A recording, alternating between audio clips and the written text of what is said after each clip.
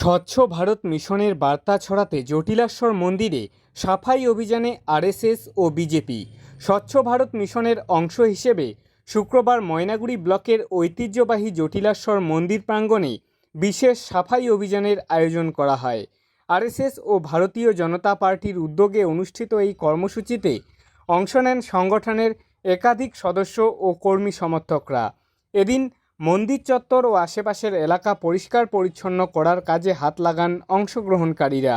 ঝাড়ু দিয়ে মন্দির প্রাঙ্গণ পরিষ্কার করার পাশাপাশি প্লাস্টিক ও বিভিন্ন আবর্জনা সরিয়ে ফেলা হয়। কর্মসূচির মাধ্যমে সাধারণ মানুষের মধ্যে পরিচ্ছন্নতা বজায় রাখা ও পরিবেশ রক্ষার বার্তাও তুলে ধরা হয়। উদ্যোক্তাদের বক্তব্য, দেশের বিভিন্ন প্রান্তে স্বচ্ছ ভারত মিশনের যে লক্ষ্য নিয়ে কাজ চলছে, সেই উদ্যোগকে আরও শক্তিশালী করতে এই ধরনের সামাজিক কর্মসূচির আয়োজন করা হয়েছে। ভবিষ্যতে এ ধরনের জনসচেতনতামূলক কর্মসূচি চালিয়ে যাওয়া হবে বলে জানানো হয়েছে। তরফ থেকে এবং ভারতীয় জনতা পার্টি যৌথভাবে মানে প্রতি বছর যেটা করে থাকি আর কি, বৎসরে একবার মন্দিরে মানে পরিষ্কার পরিচ্ছন্ন রাখার জন্য আমরা একটা প্রোগ্রাম করি।